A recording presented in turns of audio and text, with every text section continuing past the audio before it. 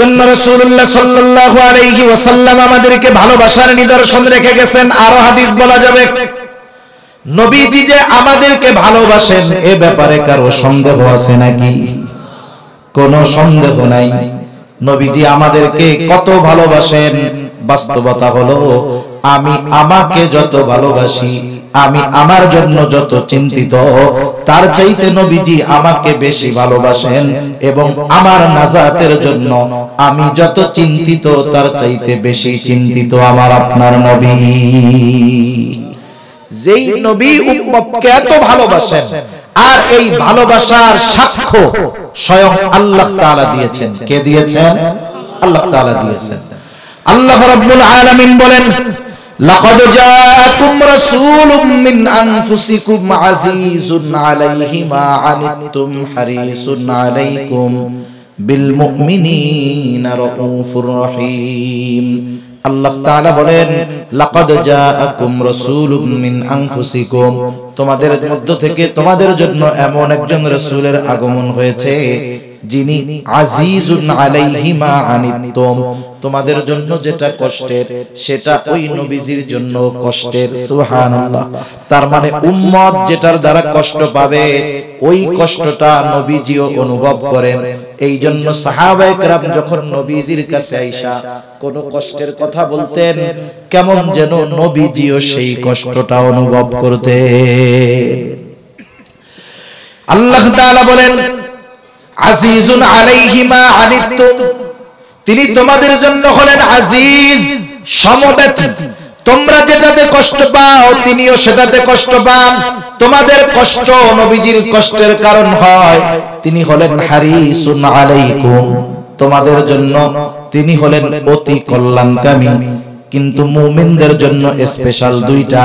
আল্লাহ তাআলা বলেন, বিল মুমিনিনা রাউফুর রহিম, বিশেষ করে মুমিনদের জন্য তিনি হলেন রাউফ, তিনি হলেন রহিম। রাউফ, রহিম এই শব্দ দুটো হলো আল্লাহ তাআলার গুণবাচক নামগুলোর মধ্যে অন্যতম দুইটা নাম। অতি সদয় পরম দয়ালু রাউফুর রহিম হলেন আল্লাহ। সেই আল্লাহ উম্মতের প্রতি নবীজির দরদ, মায়া, মহব্বত, ভালোবাসা বোঝাতে গিয়ে বলতেছেন, নবী হলেন মুমিনদের জন্য রাউফুর রহিম, নবী হলেন মুমিনদের জন্য অতি সদয় পরম দয়ালু। কে বলতেছেন বলেন তো? নিজের গুণবাচক নাম উম্মতের প্রতি নবীজির মহব্বত বর্ণনা করতে গিয়ে নিজের গুণবাচক নাম আল্লাহ তাআলা নবীর শানে ব্যবহার করেছেন। তার মানে এ কথা বুঝতে কষ্ট হওয়ার কথা নয়, নবীজি আমাদেরকে সর্বোচ্চ ভালোবাসতেন। যেই নবী এত ভালোবাসে আমাদের, এখন বলেন তো সেই নবীর প্রতি আমাদের ভালোবাসার দরকার আছে না নাই? আছে। নবীজিকে ভালোবাসতে হবে নিজের জীবনের চাইতে বেশি। কিছু ভালোবাসা আছে, এটা আপ ডাউনের সুযোগ আছে, কম বেশি করার সুযোগ আছে। বাবার সাথে সন্তানের ভালোবাসা, এটাও দ্বীনের কারণে শত্রুতায় পরিণত হতে পারে। বাবার বিরোধী হয়ে যেতে পারে সন্তান, সন্তানের বিরোধী হয়ে যেতে পারে বাবা। সাহাবায়ে কেরাম দেখায় দিছে, আবু উবাইদা ইবনুল জাররাহ রাদিয়াল্লাহু তাআলা আন যুদ্ধের ময়দানে, বদর যুদ্ধের সময় তার বাপ জাররাহ কাফেরদের পক্ষে যুদ্ধ করতে আসছে। আবু উবাইদা চিন্তা করলেন বাবার থেকে দূরে দূরে সৈরা যুদ্ধ করবে, কিন্তু বাবার দিকে নজর রাখতেছে বাবা কি করে। খেয়াল করছে একবার দুইবার নবীজিকে হত্যার চেষ্টা করতেছে, আক্রমণের চেষ্টা করতেছে জাররাহ। তৃতীয়বার যখন আবু উবাইদা দেখলো তার বাবা জাররাহ পুনরায় ওই কাজ পুনরাবৃত্তি করার চেষ্টা করতেছে, এইবার ওনার ধৈর্যচ্যুত হয়ে গেছেন। উনি এইবার আর বাবাকে ছাড় দেন নাই। আল্লাহর মুহাব্বতে, নবীর মুহাব্বতে নিজে গিয়ে তলোয়ার দিয়ে নিজের বাবাকে দুনিয়া থেকে বিদায় করে দিয়েছে। এটা দুনিয়ার কোন স্বার্থে করেন নাই, নবীজির মুহাব্বতে করেছে। কার মুহাব্বতে? নবীজির মুহাব্বতে। এজন্য কিছু বিষয় আছে যেই ভালোবাসাগুলো আপ ডাউন হতে পারে। সম্পর্কের যে ভালোবাসা এটা আপ ডাউন হইতে পারে, কিন্তু নবীজির প্রতি ভালোবাসা এটা ডাউন হওয়ার কোনো সুযোগ নাই, শুধু বাড়তে হবে। এটা শুধু বাড়তে হবে, এটা কমার কোনো সুযোগ নাই। আর এই ভালোবাসা যত বাড়বে ঈমান তত মজবুত হবে, ঠিক কিনা বলেন? কারণ এই ভালোবাসার সম্পর্ক ঈমানের সাথে। কিসের সাথে? ঈমানের সাথে। নবীজিও সে কথা বলেন। নবীজি বলেন, লা ইউমিনু আহাদুকুম হাত্তা আকুনা আহাব্বা ইলাইহি মিন ওয়ালিদিহি ওয়া ওয়ালাদিহি ওয়ান নাসি আজমাইন। নবীজি বলেন, তোমাদের মধ্যে কেউ ততক্ষণ পর্যন্ত মুমিন হতে পারবে না যতক্ষণ না সে সন্তান সন্ততি পিতামাতা এক কথা সকলের চাইতে আমি নবীকে বেশি ভালো না বাসবে। যতক্ষণ না নবীকে সবচাইতে বেশি ভালোবাসা যাবে ততক্ষণ কেউ পরিপূর্ণ মুমিন হতে পারবে না।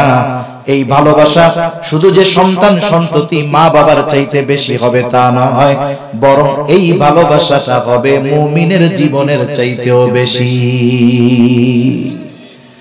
আল্লাহ এবং তার রাসূলের ভালোবাসা যদি সবচাইতে উপরে না থাকে তাহলে দ্বীনের উপরে চলা যাবে না।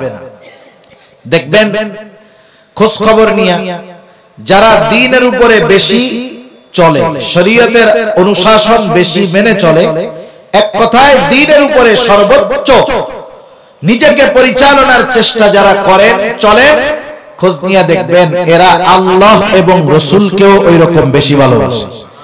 যে আল্লাহ এবং রাসূলকে বেশি ভালোবাসে, দ্বীন মানা তার জন্য সহজ, যদিও ওই আইনটা শরীয়তের নিয়মটা কঠিন মনে হতে পারে, কিন্তু আল্লাহ এবং রাসূলকে সর্বোচ্চ ভালোবাসার কারণে ওই কঠিনটা তার কাছে কঠিন থাকে না।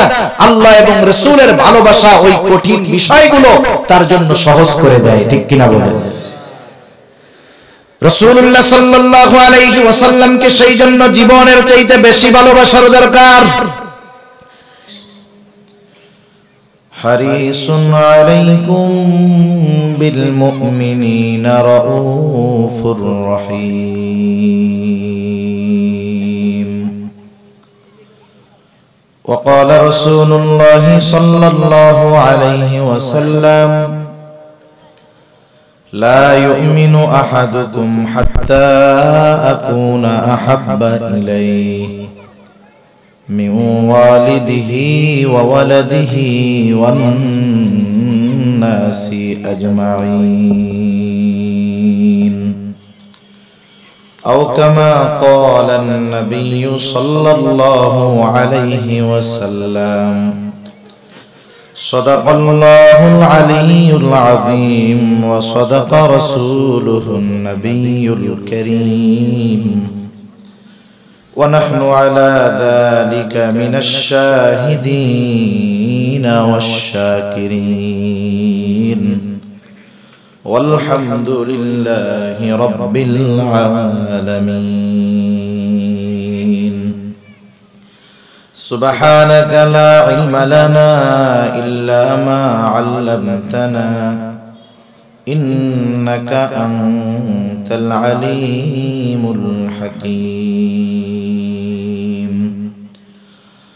اللهم صل على محمد وعلى آل محمد كما صليت على إبراهيم وعلى آل إبراهيم إنك حميد مجيد.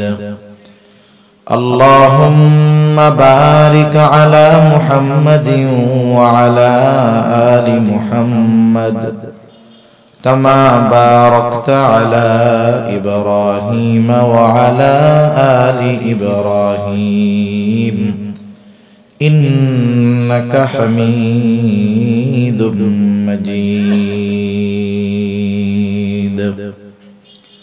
আল্লাহর মহব্বতে আমরা একটু জবান খুলে জিকির করি, লা ইলাহা ইল্লাল্লাহ, লা ইলাহা ইল্লাল্লাহ।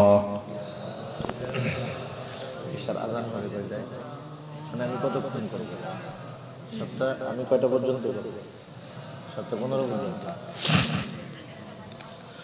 লা ইলাহা ইল্লাল্লাহ, লা ইলাহা ইল্লাল্লাহ, লা ইলাহা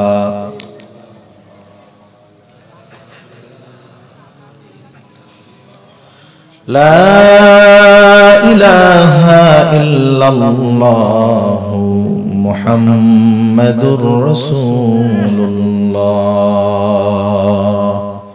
সাল্লাল্লাহু আলাইহি ওয়াসাল্লাম। আলহামদুলিল্লাহ। ঐতিহ্যবাহী গোপালগঞ্জ জেলার অন্তর্গত পাইককান্দি পঞ্চপল্লী আল জামিয়াতুল ইসলামিয়া শামসুল উলুম মাদ্রাসা ও ইয়াতিমখানার উদ্যোগে আয়োজিত ৩১তম বার্ষিক ওয়াজ মাহফিল। 2 দিনব্যাপী এই ওয়াজ মাহফিলের সম্মানিত শ্রদ্ধেয় সভাপতি উস্তাদুল আসাতিজা শেখুল হাদিস আল্লামা আব্দুর রউফ সাহেব, শেখুল হাদিস গহরডাঙ্গা মাদ্রাসা টুঙ্গিপাড়া গোপালগঞ্জ। আমরা দোয়া করি আল্লাহ তাআলা হযরতকে সুস্থতার সাথে দীর্ঘ হায়াত দান করেন, সকলে বলি আমিন। মাহফিলের প্রধান অতিথি, বিশেষ অতিথিবৃন্দ সহ সম্মানিত শ্রদ্ধেয় উলামায়ে কেরাম, সামনে উপস্থিত মুরব্বিয়ানে কেরাম, সমবয়সী যুবক বন্ধু, স্নেহের ছোট ভাই এবং পর্দার অন্তরালে অবস্থানরত সম্মানিতা শ্রদ্ধা মা ও বোন, দয়াময় আল্লাহ রাব্বুল আলামিনের দরবারে অগণিত শুকর যে মহান মালিক আমাদের হায়াতে বরকত দিয়ে সুস্থ রেখে তার মহান হুকুম মাগরিবের নামাজের পর হাদিসের ভাষায় জান্নাতের বাগানে আসার বসার তৌফিক যে মহান মালিক দান করেছেন, সে মহান মালিককে খুশি করার জন্য মুহাব্বতের সাথে জবান খুলে অন্তর থেকে আমরা একবার কালিমাতুশ শুকর পাঠ করি, আলহামদুলিল্লাহ। অগণিত দুরূদ ও সালাম সাইয়্যিদুল আম্বিয়া, আশরাফুল আম্বিয়া, খাতামুল আম্বিয়া, ইমামুল মুরসালিন, রাহমাতুল লিল আলামিন মুহাম্মাদুর রাসূলুল্লাহ সাল্লাল্লাহু আলাইহি ওয়াসাল্লামের উপর। আমি আপনাদের খেদমতে পবিত্র কোরআনুল কারীমের সূরা তাওবা থেকে একটা আয়াত ও রাসূল আকরাম সাল্লাল্লাহু আলাইহি ওয়াসাল্লামের অগণিত হাদিস থেকে একটা হাদিস পাঠ করেছি। আল্লাহ তাআলার কাছে তৌফিক চাই, আল্লাহ তাআলা আমাকে কিছু কথা আপনাদের খেদমতে বলার সুযোগ করে দেন, যে কথাগুলো আমাদের সবার দুনিয়া এবং আখিরাতের জন্য কল্যাণকর হয়, সকলে বলি আমিন। সম্মানিত উপস্থিতি, আল্লাহ সুবহানাহু ওয়া তাআলা আমাদেরকে অজস্র অগণিত নিয়ামত দান করেছেন। আল্লাহ তাআলা স্বাভাবিকভাবে করুণা অনুগ্রহ তাদের উপরেই করা হয় যাদেরকে আল্লাহ তাআলা ভালোবাসেন। আল্লাহ তাআলা যে বান্দাকে ভালোবাসেন এর কিছু আলামত বান্দার কর্মের মাধ্যমেও প্রকাশ পায়। বান্দার কর্মের মাধ্যমেও প্রকাশ পায় যে আল্লাহ তাআলা আসলে বান্দাকে ভালোবাসেন।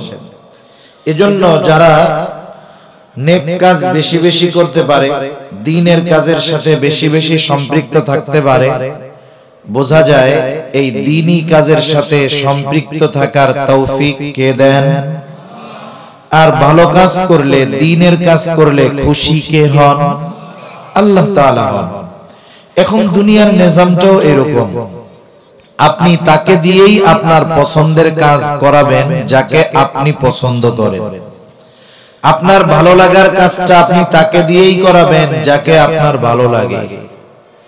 সেজন্য বান্দা যদি নেকের কাজ করতে পারে, ভালো কাজ করতে পারে, এর দ্বারা বোঝা যায় আল্লাহ সুবহানাহু ওয়া তাআলার ভালোবাসা তার উপরে থাকার কারণেই ওই নেকের কাজ করা তার জন্য সহজ করে দিয়েছেন কে?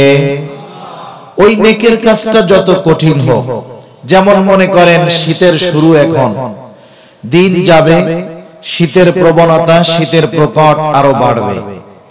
এই শীতকে উপেক্ষা করে অনেক আল্লাহর বান্দা গভীর রাত্রে ঠান্ডা পানি দিয়ে উঠে ওযু করে, ঠান্ডা পানি দিয়ে ওযু করে শীতের ভিতরে আল্লাহ তাআলাকে সেজদা দিবে, তাহাজ্জুদ নামাজ পড়বে, মসজিদে এসে ফজরের নামাজ জামাতের সাথে আদায় করবে। এই যে কঠিন কাজটাও আল্লাহ তাআলা ভালোবাসার কারণে কিছু বান্দার জন্য সহজ করে দেয়। সুবহানাল্লাহ। এজন্য আমরা আল্লাহ তাআলার কাছে দোয়া করব, আল্লাহ সুবহানাহু ওয়া তাআলা আমাদেরকে সকল ধরনের ভালো কাজে বেশি বেশি সম্পৃক্ত থাকার তৌফিক দান করুন, সকলে বলি আমিন। যে কোনো ভালো কাজ ছোট হোক আর বড় হোক, এটাকে ছোট মনে করার কোনো সুযোগ নেই।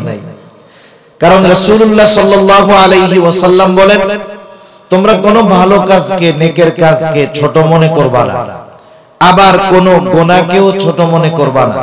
কারণ হতে পারে ওই ছোট ভালো নেকের কাজটার কারণে আল্লাহ তাআলা মাফ করে দিতে পারে, আবার ছোট অন্যায় ছোট গুনার কারণেও আল্লাহ তাআলা চাইলে শাস্তি দিতে পারেন কি পারেন না? পারেন। যেমন হাদিসের মধ্যে আসছে যে একজন দুশ্চরিত্রা মহিলা, সে রাস্তা দিয়ে যাচ্ছে, সে দেখলো একটা কুকুর পিপাসায় কাতরাচ্ছে। ওই সময় তো আর পানি পানের ওই রকম ব্যবস্থা ছিল না, কুয়া থেকে পানি তুলে পান করার মতো যোগ্যতা তো কুকুরের নাই। কুকুরের ওই অবস্থা দেখে ওই পাপী মহিলার কুকুরের প্রতি একটু দয়া অন্তরের মধ্যে জাগ্রত হলো। সে তার মোজাটাকে কুয়ার মধ্যে ফেলে ভিজায়া ওই মোজা দিয়ে পানি এনে কুকুরকে একটু পানি পান করাইল। কুকুরের তৃষ্ণা নিবারণ হলো। এতটুকু একটু ভালো কাজ আল্লাহ তাআলার কাছে এত পছন্দনীয় হয়েছে, নবীজি সাল্লাল্লাহু আলাইহি ওয়াসাল্লাম বলেন এই কারণে আল্লাহ তাআলা এই মহিলাকে মাফ করে দিবেন। সুবহানাল্লাহ। আরেকজন মহিলার ব্যাপারে নবীজি সাল্লাল্লাহু আলাইহি ওয়াসাল্লাম বলেন, সে একটা বিড়ালকে বেঁধে রাখছে, খাইতেও দেয় না, ছেড়েও দেয় না, বিড়ালটা মারা গেছে। রাসূলুল্লাহ সাল্লাল্লাহু আলাইহি ওয়াসাল্লাম বলেন এতটুকু মন্দ কাজের কারণে আল্লাহ সুবহানাহু ওয়া তাআলা তাকে পরকালে শাস্তি দিবেন। এজন্য আমার আপনার সামনে যখন কোনো নেকের কাজ করার সুযোগ আসবে, নেকের কাজটা ছোট হোক, আমি ওই নেকের কাজটাকে কাজে লাগাবো, সুযোগটাকে কাজে লাগাবো। অল্প পরিমাণ হলেও ওই নেকের সাথে, কাজের সাথে আমি আপনি শরীক থাকবো। যেমন কথার কথা, অনেক সময় অনেক দ্বীনি কাজে শরীক হওয়ার সুযোগ আছে। অনেকে চিন্তা করে আমি দিব, বড় অ্যামাউন্ট যদি না দেই লজ্জার ব্যাপার। কিন্তু চিন্তা করতে হবে ওই বড় অ্যামাউন্ট এখন নাই, দেওয়ার মতো অ্যাবিলিটি নাই, সেগুলো পেছনে থাক। আপনি আপনার নিয়তকে, আমি আপনার নিয়তকে পরিশুদ্ধ করে যদি 5টা টাকা 10টা টাকাও অন্তর থেকে ইখলাসের সাথে ওই কাজে শরীক হই, আশা করা যায় কেউ যদি লক্ষ টাকাও দেয় ইখলাসবিহীন, আল্লাহ তাআলার কাছে ওই ইখলাস ওয়ালা 10 টাকার দাম আরো বেশি হবে। ঠিক কিনা বলেন? এজন্য যে কোনো নেকের কাজ করার সুযোগ যদি আসে আমরা ছাড়বো না ইনশাআল্লাহ। আল্লাহ তাআলা তৌফিক দান করুন। তাহলে যে কথা বলতেছিলাম যে আল্লাহ সুবহানাহু ওয়া তাআলা আমাদেরকে খুব মহব্বত করেন, ভালোবাসেন।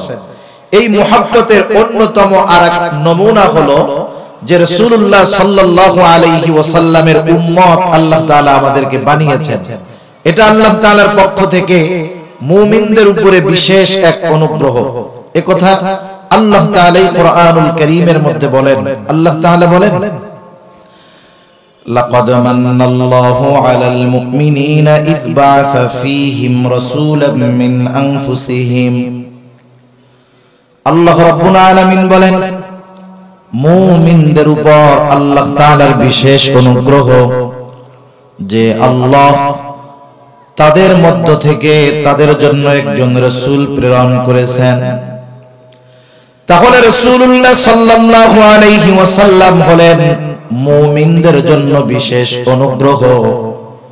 তবে আমার আপনার নবীর ব্যাপারে আল্লাহ তাআলা ঘোষণা করেছেন, আমার আপনার নবী যদিও মুমিনদের জন্য বিশেষ অনুগ্রহ, তবে গোটা সৃষ্টি জগতের জন্যই তিনি রহমত। রাসূল আকরাম সাল্লাল্লাহু আলাইহি ওয়াসাল্লাম গোটা সৃষ্টি জগতের জন্য রহমত। পবিত্র কোরআনুল কারীমের সর্বপ্রথম সূরা সূরাতুল ফাতিহা, এটা স্তর বিন্যাসের দিক দিয়ে 1 নম্বরে সূরা ফাতিহা। সূরা ফাতিহা প্রত্যেক নামাজের প্রতি রাকাতেই তিলাওয়াত করা হয়। ইমামের পেছনে যখন পড়া হয়, ইমামের কিরাত হলো মুসল্লির কিরাত।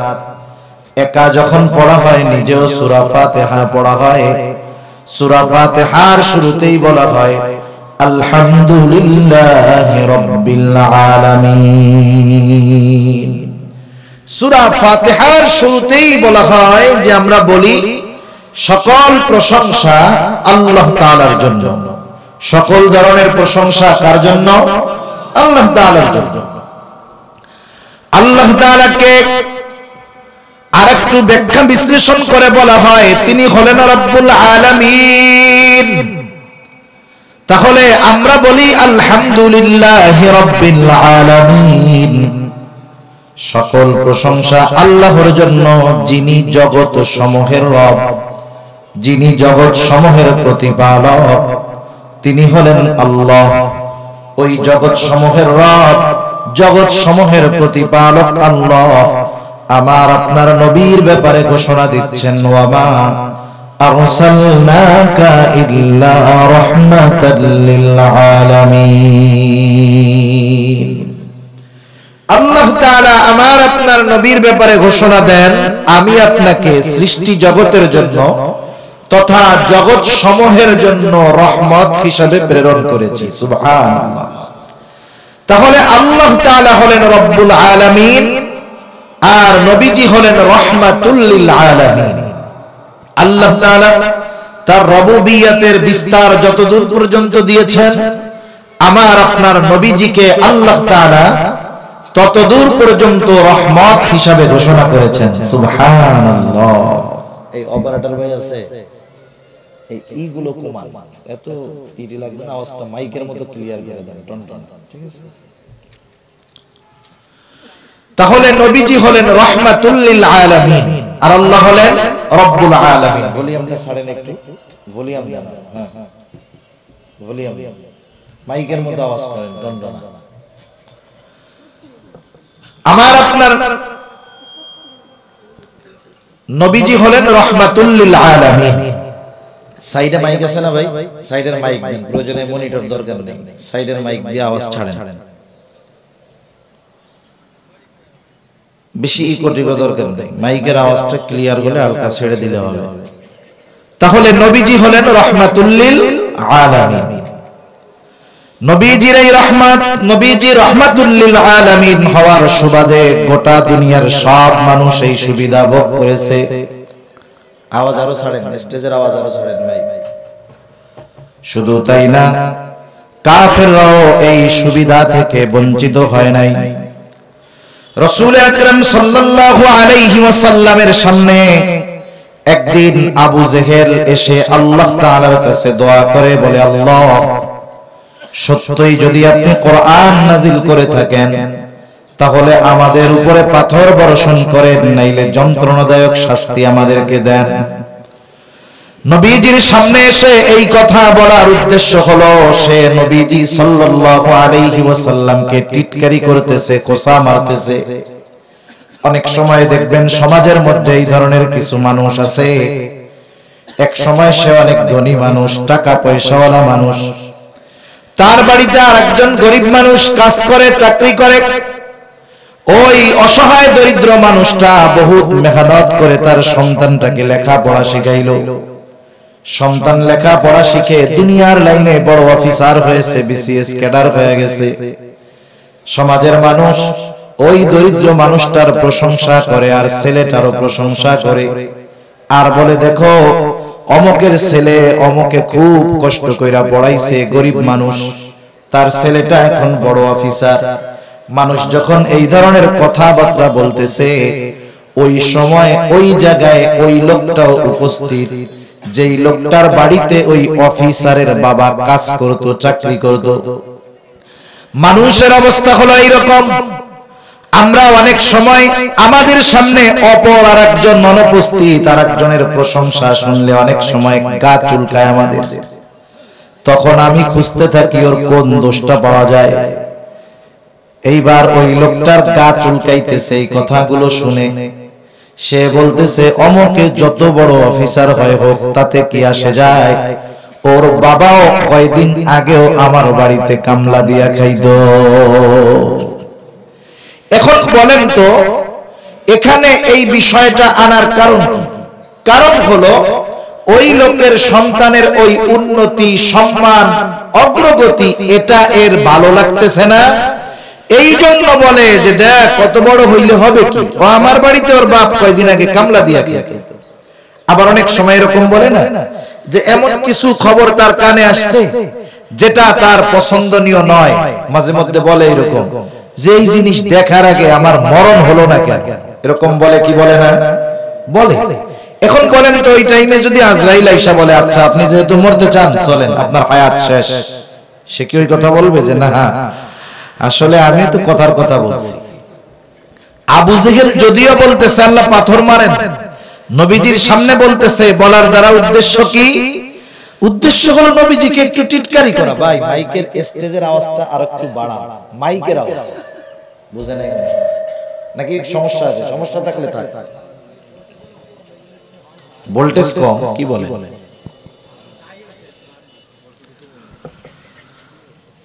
তাহলে আবু জেহেল রাসূলুল্লাহ সাল্লাল্লাহু আলাইহি ওয়াসাল্লামের সামনে এ কথা বলার কারণ হলো সে টিটকারি করে বলতেছে কেমন যেন, মুহাম্মদ তোমার উপরে কোরআন নাজিল হইল কেন? আমি তো নেতা, আমি সমাজের সম্মানিত মানুষ, আল্লাহরে কেমন জানি বলতেছে আল্লাহ আপনি আমার উপরে কোরআন নাজিল না কইরা ওর উপরে কেন করলেন? রাসূলুল্লাহ সাল্লাল্লাহু আলাইহি ওয়াসাল্লাম কি সামনে নিয়ে আবু জেহেল এই ধরনের কথা বলা উদ্দেশ্য হলো নবীজিকে খাটো করা, ছোট করার চিন্তা। কিন্তু আবু জেহেল বোঝে নাই আল্লাহ রাব্বুল আলামিন ও আবু জেহেলের এই কথার জবাব পাঠিয়ে দিয়েছেন। মক্কার মুশরিক আবু জেহেল যদিও তারা শিরকের সাথে জড়িত ছিল, কিন্তু কোরআনুল কারীমের মধ্যে আল্লাহ রাব্বুল আলামিন জানায়া দেন এই মক্কার মুশরিকরা কিন্তু আল্লাহ তাআলার অস্তিত্বে বিশ্বাসী ছিল। নাস্তিকেরা কিন্তু আল্লাহ তাআলার অস্তিত্বে বিশ্বাস করে না, তারা বলে স্রষ্টা বলে কিছুই নাই। কিন্তু আবু জেহেল উতবা সাইবা এটা বলতো না যে আল্লাহ তাআলা বলতে কিছুই নাই, বরং তারা যে আল্লাহ তাআলার অস্তিত্বে বিশ্বাসী ছিল সে কথা কোরআনুল কারীমে আল্লাহ তাআলা জানায় দেন। আল্লাহ রাব্বুল আলামিন বলেন, ওয়ালা ইন সাআলতাহুম মান খালাকাস সামাওয়াতি ওয়াল আরদ লা ইয়াকুলুন্নাল্লাহ। আল্লাহ রাব্বুল আলামিন বলেন আপনি যদি মক্কার মুশরিকদেরকে জিজ্ঞাসা করেন মান খালাকাস সামাওয়াতি ওয়াল আরদ, আসমান এবং জমিনের স্রষ্টাকে, আল্লাহ তাআলা আগে নিজেই জবাব দিয়ে বলেন, দুইটা তাকিদ যোগ করে আল্লাহ তাআলা বলেন আপনার এই প্রশ্নের জবাবে তারা যা বলবে শুনে নেন, তারা বলবে লা ইয়াকুলুন্নাল্লাহ, অবশ্যই অবশ্যই আসমান জমিনের স্রষ্টা হলেন আল্লাহ। এরপরে আল্লাহ তাআলা আরেক জায়গায় বলেন, ওয়ালা ইন সাআলতাহুম মান নাযালা মিনাস সামাই মাআন ফাআহইয়া বিহিল আরদা বা'দা মাউতিহা লা ইয়াকুলুন্নাল্লাহ। আল্লাহ তাআলা বলেন আপনি যদি তাদেরকে জিজ্ঞাসা করেন মান নাযালা মিনাস সামাই মাআ, কে আসমান হতে পানি বর্ষণ করে, শুধু তাই না ওই বর্ষিত পানির দ্বারা কে মৃত জমিনকে পুনরায় পুনরুজ্জীবিত করে। এই যে সামনে আস্তে আস্তে চৈত্র মাস আসবে, শীতের পরে যেই জমিনটা আমরা বসে আছি এটাও হয়তো শুকনা ঠনঠনা চৌচির হয়ে যাবে। এই যে দেখেন ওই শক্ত জমিনের উপরে যখন আসমান হতে পানি বর্ষণ করা হয়, এখন তো আধুনিক প্রযুক্তি, মোটর আছে, স্যালো মেশিন আছে, কিন্তু একটা সময় অবস্থা এমনটা ছিল না। ওই মক্কার মুশরিকরাও আসমানওয়ালার আসমানি পানির জন্য অপেক্ষায় থাকতো। আল্লাহ তাআলা সেই কথাই বলেন আপনি যদি তাদেরকে জিজ্ঞাসা করেন কে আসমান হতে পানি বর্ষণ করে এবং ওই বর্ষিত পানির দ্বারা কে মৃত জমিনকে পুনরায় পুনরুজ্জীবিত করে, অর্থাৎ ফসল উৎপাদনের অনুপযুক্ত জমিনটাকে কে উপযুক্ত করে তোলে, আল্লাহ তাআলা জানায় দেন ওরা ওদের দেবদেবীদের কথা বলবে না, ওরা কি বলবে লা ইয়াকুলুন্নাল্লাহ, অবশ্যই অবশ্যই এগুলো যিনি করেন তিনি কে? বৃষ্টি দেন আল্লাহ, এই জমিনকে ফসল উৎপাদনের উপযুক্ত করে তুলেন আল্লাহ। শুধু তাই না, আপনি যদি তাদেরকে তাদের স্রষ্টার ব্যাপারে জিজ্ঞাসা করেন যে তাদেরকে সৃষ্টি করেছে, আল্লাহ তাআলা বলেন ওয়ালা ইন সাআলতাহুম মান খালাকাহুম লা ইয়াকুলুন্নাল্লাহ, আপনি যদি তাদেরকে জিজ্ঞাসা করেন তাদের স্রষ্টাকে, তারা তাদের দেবদেবীদের কথা বলবে না, নাস্তিকদের মতো বলবে না এমনি আমরা হয়ে গেছি, বরং এই প্রশ্নের জবাবেও তারা বলবে লা ইয়াকুলুন্নাল্লাহ, অবশ্যই অবশ্যই আমাদের স্রষ্টা হলেন আল্লাহ। তাহলে এগুলার দ্বারা এই বিষয়টা বোঝা যায় যে আল্লাহ সুবহানাহু ওয়া তাআলার ব্যাপারে, অস্তিত্বের ব্যাপারে মক্কার মুশরিকেরা বিশ্বাসী ছিল, তবে তাদের শিরক এত জঘন্য পর্যায়ের ছিল যে তারা নিঃসন্দেহে বেঈমান।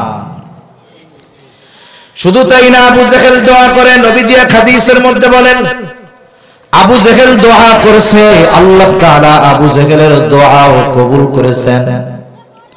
বদরের যুদ্ধের দিন সকাল বেলায় আবু জেহেল আল্লাহ তাআলার কাছে দোয়া করে, বলে আল্লাহ, আজকের এই দিনে যারা হকের উপরে আছে, সত্যের উপরে আছে, আপনি তাদের বিজয় দান করেন। নবীজি সাল্লাল্লাহু আলাইহি ওয়াসাল্লাম বলেন আল্লাহ তাআলা আবু জেহেলের দোয়া কবুল করেছেন এবং ওই দিন যারা হকের উপরে ছিল, সত্যের উপরে ছিল, আল্লাহ তাআলা তাদেরকে বিজয় দান করেছে। ওই আবু জেহেল আল্লাহ তাআলার কাছে দোয়া করতেছে, বলে আল্লাহ, সত্যই যদি আপনি কোরআন নাজিল করে থাকেন তাহলে আমাদের উপরে পাথর বর্ষণ করেন, নাইলে যন্ত্রণাদায়ক শাস্তি আমাদের দেন। আল্লাহ তাআলা আবু জেহেলের এই দোয়ার আওয়াজ তো আল্লাহ তাআলা শুনছেন, নবীজির মাধ্যমে জবাব আল্লাহ তাআলা পাঠিয়ে দিয়েছেন।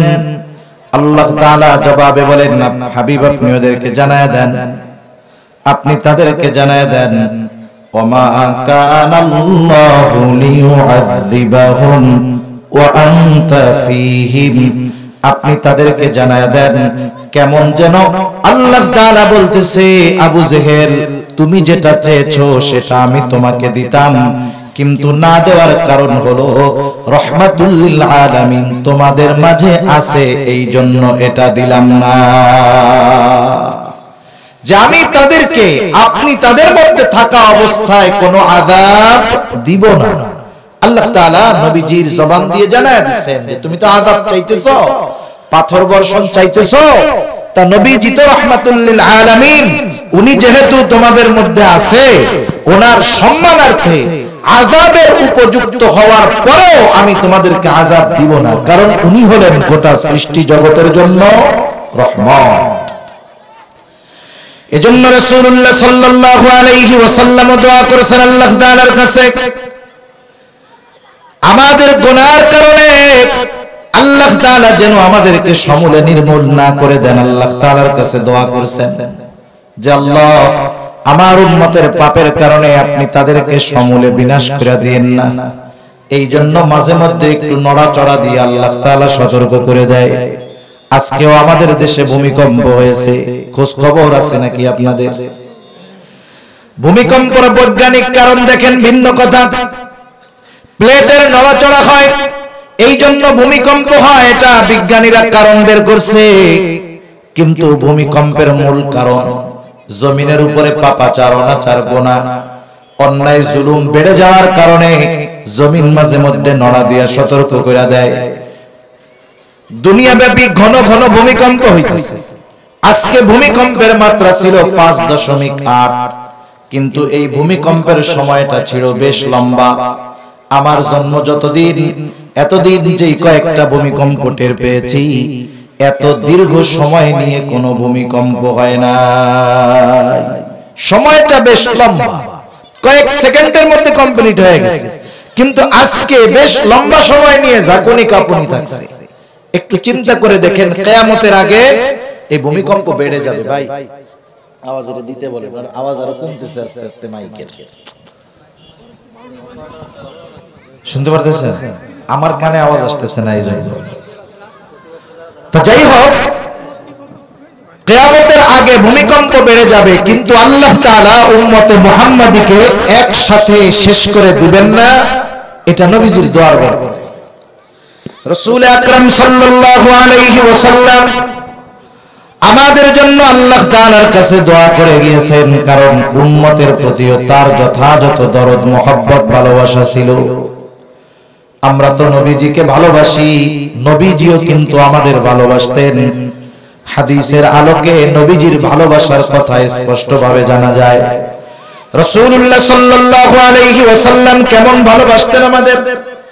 আব্দুল্লাহ ইবনে আমর ইবনুল আস রাদিয়াল্লাহু তাআলা আনহু থেকে বর্ণিত হাদিস, তিনি বলেন আন্নান নবী সাল্লাল্লাহু আলাইহি ওয়াসাল্লাম তাআলা আলাইহিস সালাম, তিনি বলেন রাসূল আকরাম সাল্লাল্লাহু আলাইহি ওয়াসাল্লাম তিলাওয়াত করলেন যা আল্লাহ তাআলা ইব্রাহিম আলাইহিস সালাতু ওয়াস সালামের ব্যাপারে নাজিল করেছেন।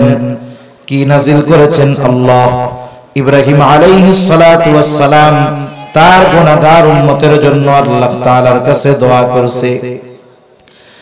ইব্রাহিম আলাইহিস সালাম তার গুনাহগার উম্মতের জন্য আল্লাহ তাআলার কাছে মাগফিরাত কামনা করেছে, দোয়া করেছে। কারণ প্রত্যেকটা নবী তার উম্মতকে ভালোবাসে। উম্মত যদি কাফেরও হয় তার প্রতিও নবীজির ভালোবাসা থাকে। বরং কিছু কিছু ক্ষেত্রে এমন হয়, একটা লোকের যদি একাধিক সন্তান থাকে, সব সন্তানগুলো ভালো, মুত্তাকি, পরহেজগার, আর একটা হলো খারাপ। বলেন তো মা বাবা বাকি কয়েকজনের জন্য চিন্তা বেশি করে নাকি খারাপটার জন্য চিন্তা বেশি করে? এটা ভালোবাসার কারণে।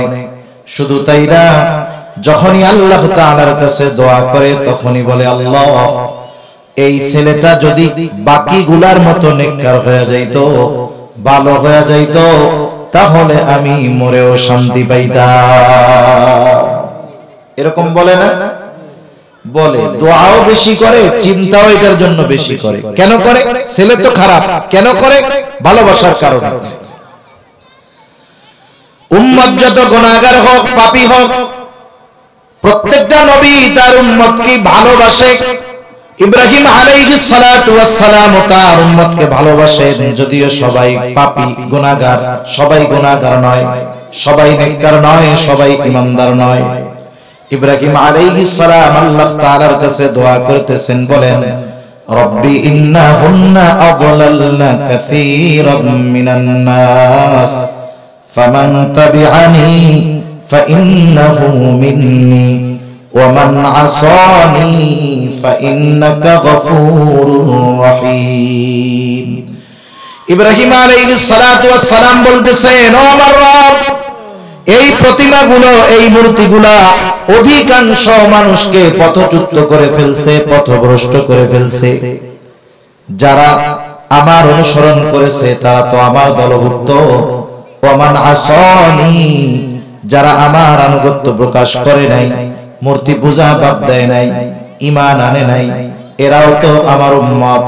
আল্লাহ কেমন যেন ইব্রাহিম আলাইহিস সালাম বলতেছে, আল্লাহ যদিও এরা পাপী তথাপিও তো এরা আমার উম্মত, সুতরাং আপনি তাদেরকে ক্ষমা করে দেন। কেন? ফাইন্নাকা গফুরুর রহিম, আপনি হলেন দয়াময়, আপনি হলেন ক্ষমাশীল, আপনি হলেন অতিশয় দয়ালু। সেই জন্য আমার এই গুনাহগার উম্মত গুলাকেও আপনি মাফ করে দেন। وقال عيسى عليه الصلاة والسلام إن تعذبهم فإنهم عبادك। ঈসা আলাইহিস সালাতু ওয়াস সালাম তার গুনাহগার উম্মতের জন্য দোয়া করেছে। ঈসা আলাইহিস সালাম বলতেছে, আল্লাহ ইন তুআযিবুহুম ফাইন্নাহুম ইবাদুক, আপনি যদি তাদেরকে শাস্তি দেন তারা তো আপনারই উম্মত, আর আপনি যদি তাদেরকে ক্ষমা করে দেন, ওয়া ইন তাগফির লাহুম ফাইন্নাকা আনতাল আজিজুল হাকীম, আর আপনি যদি তাদেরকে ক্ষমা করে দেন আপনি তো আজিজ, আপনি তো হাকিম, আপনি তো মহাপরাক্রমশালী, মহাপ্রজ্ঞাময়। আল্লাহ আপনি যদি আমার উম্মত আপনার বান্দা এদেরকে ক্ষমা করে দেন, কেউ আপনার কাছে জিজ্ঞাসা করবে না, জবাবদিহিতা চাইবে না। এর কারণ হলো আপনি হলেন মহাপরাক্রমশালী আর মহাপ্রজ্ঞাময়। এই দুই নবী গুনাহগার উম্মতের জন্য দোয়া করছে। রাসূল আকরাম সাল্লাল্লাহু আলাইহি ওয়াসাল্লামের অন্তরের মধ্যে উম্মতের মুহাব্বতের জোশ উঠে গেছে। নবীজি এবার আল্লাহ তাআলার কাছে দোয়া করতেছে গুনাহগার উম্মতের জন্য। নবীজি দুই হাত উঁচু করে দিয়েছে, ফারাফা ইয়াদাইহি, নবীজি দুই হাত উঁচু করে দিয়া বলতেছে ওয়াকালা আল্লাহুম্মা উম্মতি উম্মতি ওয়া বাকা। নবীজি হাত উঁচু করে কান্না করতেছে আর বলে আল্লাহ আমার উম্মত আমার উম্মত আমার উম্মত। নবীজি শুধু এই বাক্যটা বলতেছে। বলেন তো আর কিছু নবীজি বলুক আর না বলুক, কিন্তু এতটুকু বলার দ্বারা নবীজি মূলত কি বলতে চায় এটা আল্লাহ তাআলা বোঝেন কি বোঝেন না। কিছু বিষয় আছে যেগুলো কিছু বলা লাগে না, অবস্থা দেখে বোঝা যায় যে আসলে কি বলতে চায়। যেমন মাদ্রাসায় বৃহস্পতিবার বিকাল বেলা আসরের পর ছোট ছাত্র আয়েশা কান্না করতেছে, ওস্তাদের সামনে হেফজখানায় মক্তবে কান্না করতেছে। এখন বলেন তো বৃহস্পতিবার বিকাল বেলায় যদি কোনো ছাত্র আয়েশা হুজুরের সামনে কান্নাকাটি করে, তাহলে হুজুরের কি বুঝতে বাকি আছে কান্না কেন করতেছে? কথা বোঝেন নাই? কেন কান্না করে বলেন? বাড়ি যাওয়ার জন্য ছুটি চাই। এখন ওর তো কান্নার গতি শুধু বাড়ে। হুজুর বলে তুমি যত কান্নাকাটি করো কোনো লাভ নাই, কান্নাকাটি করলে লাভ নাই, কেন কান্না করতেছো না বললে কোনো লাভ হবে না। এইবার ছেলেটার কান্নার গতি আরো বাইরে যায়। এক সময় কাঁদতে কাঁদতে বলে হুজুর আমি একটু বাড়িতে যাইতে চাই। তখন হুজুর হাসি দিয়া বলে যাও, আগামী দিন শুক্রবার সন্ধ্যার আগে আবার ফিরে আসবা। এই যে দেখেন কান্নার কারণ বোঝার পরেও জবান দিয়ে শুনতে যাওয়ার কারণ হলো এটা ওস্তাদ ছাত্রের একটা মহব্বত ভালোবাসার বিষয়। যদিও নবীজি কি বলতে চায় সব কিছু আল্লাহ তাআলা জানেন বোঝেন, এরপরেও আল্লাহ তাআলা তার হাবিবের জবান দিয়ে বিষয়গুলো শুনতে যায়। আল্লাহ রাব্বুল আলামিন জিবরাইল আলাইহিস সালাতু ওয়াস সালামকে বলেন জিবরাইল যাও, মুহাম্মদ কেন কান্না করে কান্নার কারণ জিজ্ঞাসা করো। জিবরাইল আলাইহিস সালাতু ওয়াস সালাম হাজির, এসে জিজ্ঞাসা করে কেন কান্না করেন। যদিও আল্লাহ তাআলা আপনার কান্নার ব্যাপারে জানেন, কান্নার কারণ জানেন, এরপরেও তিনি আপনার কাছে কারণটা শুনতে চান। নবীজি সাল্লাল্লাহু আলাইহি ওয়াসাল্লাম এইবার কান্নার কারণ বললেন। এক কথায় উম্মতের ব্যাপারে যা বলার সব কিছু জিবরাইল আলাইহিস সালামের কাছে বললেন। জিবরাইল আলাইহিস সালাতু ওয়াস সালাম আল্লাহ তাআলার কাছে গিয়ে সব কথাগুলো আবার বলল। আল্লাহ তাআলা জিবরাইল আলাইহিস সালামকে বললেন জিবরাইল যাও মুহাম্মদকে জানায় দাও আমি অচিরেই তাকে তার উম্মতের ব্যাপারে সন্তুষ্ট করব, তার উম্মতের ব্যাপারে আমি তাকে অসন্তুষ্ট করব না। রাসূলুল্লাহ সাল্লাল্লাহু আলাইহি ওয়াসাল্লাম আল্লাহ তাআলার কাছ থেকে দুনিয়ায় থাকতেই উম্মতের ব্যাপারে এই কথা পাশ করায় নিয়ে আসছেন। সুবহানাল্লাহ। শুধু তাই না, রাসূলুল্লাহ সাল্লাল্লাহু আলাইহি ওয়াসাল্লাম উম্মতের জন্য যেটা কল্যাণকর, যখন কল্যাণকর সেটাকে তখনকার জন্যই সংরক্ষণ করে দেন। হাদিসের মধ্যে আসছে নবীজি সাল্লাল্লাহু আলাইহি ওয়াসাল্লাম বলেন আল্লাহ তাআলা প্রত্যেকটা নবীকে তার উম্মতের ব্যাপারে বিশেষ একটা দোয়া করার সুযোগ দিয়েছে। সব নবী তার উম্মতের ব্যাপারে সেই দোয়া দুনিয়ায় করে ফেলছে। নবীজি বলেন আমি ওই দোয়াটাকে সংরক্ষণ করে রেখেছি, কিয়ামতের দিন আমি আমার উম্মতের জন্য ওই দোয়াটাকে সুপারিশ হিসাবে আল্লাহ তাআলার কাছে করব। কারণ ওই দিনটা উম্মতের জন্য বড় মুসিবতের হবে। আর এই জন্য নবীজি ওই দোয়াটাকেও ওই দিনের জন্য সংরক্ষণ করে রাখছে। শুধু তাই না, নবীজি উম্মতের চিন্তায় থাকতেন। যখন প্রাথমিক দিকে দাওয়াত দেওয়া শুরু করেছেন নবীজি সাল্লাল্লাহু আলাইহি ওয়াসাল্লাম, প্রাথমিক দিকে যখন দাওয়াত দেন কাফেররা দাওয়াত গ্রহণ করেন। নবীজি কোনো অপরিচিত পরিবেশে গিয়ে দাওয়াত দেন নাই। নবীজি যাদের মাঝে দাওয়াত দিয়েছেন তারাও নবীজিকে চিনে, নবীজিও তাদেরকে চিনে। প্রায় 40 বছর নবীজি তাদের মধ্যে অবস্থান করেছেন। শুধু তাই না, নবীজির আখলাকে, নবীজির আচরণে মুগ্ধ হয়ে মক্কার কাফেররাই নবীজিকে উপাধি দিয়েছে আল আমিন আস-সাদিক। ঠিক কিনা বলেন? এটা তো নবুয়ত পাওয়ার পরে যে পাইছেন উপাধি তা না, বরং এটা নবুয়ত প্রাপ্ত হওয়ার আগেই মক্কার মুশরিকরা, মক্কার কাফেররা নবীজি সাল্লাল্লাহু আলাইহি ওয়াসাল্লামকে এই উপাধি দিয়ে দিয়েছেন। শুধু তাই না, নবীজির সত্যবাদিতার ব্যাপারে তারা কত বড় আস্থাশীল ছিল। যখন রাসূলুল্লাহ সাল্লাল্লাহু আলাইহি ওয়াসাল্লামের উপরে আল্লাহ তাআলা আয়াত নাযিল করলেন, ওয়া আনদির আশীরাতাকাল আকরাবিন, আল্লাহ তাআলা আয়াত নাযিল করলেন এখন আর গোপনে দাওয়াত হবে না। 3 বছর গোপনে দাওয়াত দেওয়ার পর আল্লাহ তাআলার আদেশ আসলো প্রকাশ্যে দাওয়াত দেন। নবীজি এবার সাফা পাহাড়ের উপরে দাঁড়ায় গেলেন। নবীজি দাঁড়ায়া সকল মক্কার বাসিন্দাদেরকে আহ্বান করলেন। এমনি ওই পাহাড়ের এক মর্যাদা ছিল। সাফা পাহাড়টা হলো আবু কুবাইস পাহাড়েরই একটা অংশ। এই আবু কুবাইস এই পাহাড়ের উপরে দাঁড়িয়ে যদি কোনো অপরিচিত ব্যক্তিও মক্কাবাসীর কাছে সাহায্য চাইতো, ওই পাহাড়ের সম্মানার্থে ব্যক্তি যেই হোক, মক্কার মানুষেরা ওই ব্যক্তিকে সাহায্য করার জন্য ছুটে আসতো। একেবারে অপরিচিত মানুষ, সে শুধু দাঁড়ায় ডাক দিছে, সাহায্য চেয়েছে, আর মানুষে ছুটে আসতো তাকে সাহায্য করার জন্য। আজকে এখানে দাঁড়াইছে মুহাম্মাদুর রাসূলুল্লাহ সাল্লাল্লাহু আলাইহি ওয়াসাল্লাম। এখন মক্কার সব মানুষ ছুটে আসছে যে আমাদের আল আমিন আমাদের ডাকছে। কি জন্য ডাকছে? নবীজি সাল্লাল্লাহু আলাইহি ওয়াসাল্লাম তাদেরকে বলতেছে, আমি যদি তোমাদেরকে বলি এই পাহাড়ের পেছনে পাদদেশে একদল অশ্বারোহী সৈন্য আক্রমণ করার জন্য অপেক্ষমান, তোমরা কি আমার কথা বিশ্বাস করবা নাকি? এ কথা বলার সাথে সাথে মক্কার কাফেররা সমস্বরে বলতেছে, হ্যাঁ মুহাম্মদ, অবশ্যই তোমার এই কথা আমরা বিশ্বাস করব। কারণ হলো ইতিপূর্বে আমরা তোমাকে কখনো মিথ্যাবাদী পাই নাই। তুমি এখন পর্যন্ত যত কথা বলছো তুমি সব সত্য কথা বলেছো। এই 40 বছরে একবারও আমরা তোমার কাছ থেকে কোনো মিথ্যা কথা পাই নাই। এজন্য কাফেররা নবীজি সাল্লাল্লাহু আলাইহি ওয়াসাল্লামের ব্যাপারে বিভিন্ন কথা বলে অপবাদ দিয়েছে, কিন্তু চারিত্রিক বিষয়কে উল্লেখ করে কখনো অপবাদ দেওয়ার সাহস পায় নাই। মক্কার মুশরিকরা নবীজির বিরুদ্ধে 3টা অভিযোগ তুলতো। কয়টা অভিযোগ? 3টা। একটা বলতো উনি পাগল, আরেকটা উনি জাদুকর, আরেকটা উনি কবি। এই 3 বিষয় বলে ওনাকে মানুষদের থেকে দূরে সরানোর চেষ্টা করত।